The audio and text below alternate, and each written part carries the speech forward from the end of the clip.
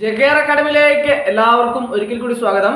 തിങ്കളാഴ്ച ചേർന്ന PSC യോഗത്തില് 35 തസ്തികയിലെ വിജ്ഞാപനം പ്രസിദ്ധീകരിക്കാൻ വേണ്ടിയിട്ട് തീരുമാനമുണ്ടായി.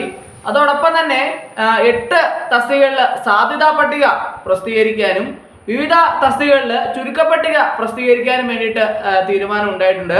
അപ്പോൾ 35 തസ്തികകളിൽ വിജ്ഞാപനം പ്രസിദ്ധീകരിക്കാൻ പോകുന്നത് സംസ്ഥാന തലത്തിലും ജില്ലാ തലത്തിലും ഒക്കെയുള്ള ധാരാളം അവസരങ്ങൾ ഉണ്ട്. അപ്പോൾ ഏതൊക്കെ തസ്തികയിലാണ് വിജ്ഞാപനം പ്രസിദ്ധീകരിക്കാൻ പോകുന്നത് എന്ന് നമുക്ക് നോക്കാം.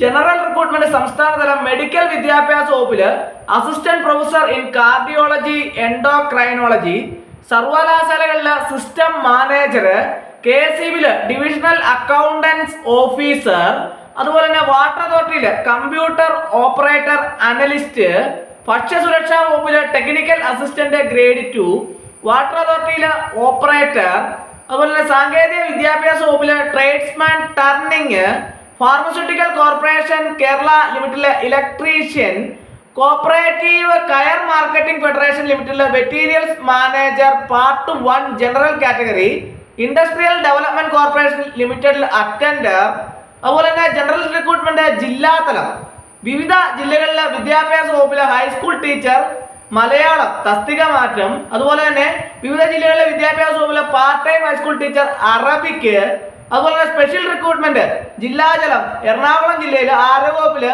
സ്റ്റാഫ് നേഴ്സ് ഗ്രേഡ് 2, അതുപോലെ തന്നെ മലപ്പുറം ജില്ലയിലെ ആരോഗ്യ വകുപ്പിലെ laboratory technician grade 2, Idukki Palakkad ജില്ലകളിൽ ഹോമിയോപ്പതി വകുപ്പിലെ ഫാർമസിസ്റ്റ് ഗ്രേഡ് 2, തിരുവനന്തപുരം ജില്ലയിലെ വിവിധ വകുപ്പിലെ ക്ലർക്ക്, കോഴിക്കോട് ജില്ലയിലെ വനം വകുപ്പിലെ ഫോറസ്റ്റ് വാച്ചർ, അങ്ങനെ 35 തസ്തികകളിലാണ് വിജ്ഞാപനം പ്രസിദ്ധീകരിക്കാൻ വേണ്ടിയിട്ട് PSCയുടെ തിങ്കളാഴ്ചത്തെ യോഗത്തിൽ തീരുമാനമുണ്ടായത്. അതുപോലെ തന്നെ 8 തസ്തികയിൽ സാധ്യതാ പട്ടിക പ്രസിദ്ധീകരിക്കാൻ വേണ്ടി തീരുമാനിച്ചിട്ടുണ്ട്.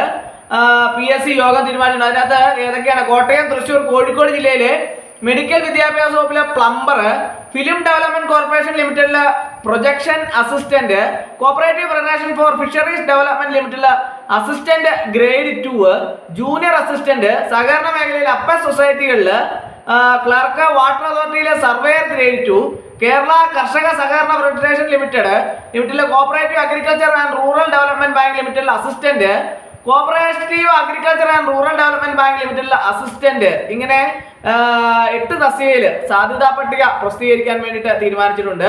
ഇനി ചുരുക്കപ്പട്ടിക വിവിധ ജില്ലകളിലെ വിദ്യാഭ്യാസ വകുപ്പിൽ ഹൈസ്കൂൾ ടീച്ചർ ഇംഗ്ലീഷ് തസ്തിക മാറ്റം, കേരള കർഷക സഹകരണ ഫെഡറേഷൻ ലിമിറ്റഡിലെ കേരാഫെഡിലെ ഡ്രൈവർ കം ഓഫീസ് അറ്റൻഡന്റ്, അതുപോലെ തന്നെ cooperative agriculture and rural development ലിമിറ്റഡിലെ ഡ്രൈവർ കം ഓഫീസ് അറ്റൻഡന്റ്, സഹകരണ മേഖലയിലെ അപ്പെക്സ് സൊസൈറ്റിയിലെ ഡ്രൈവർ ജനറൽ, NCA OBC തസ്തികകളുടെ ചുരുക്കപ്പട്ടിക പ്രസിദ്ധീകരിക്കും. ഇത്രയാണ് തിങ്കളാഴ്ച ചേർന്ന PSC യോഗത്തിൽ തീരുമാനമുണ്ടായത്.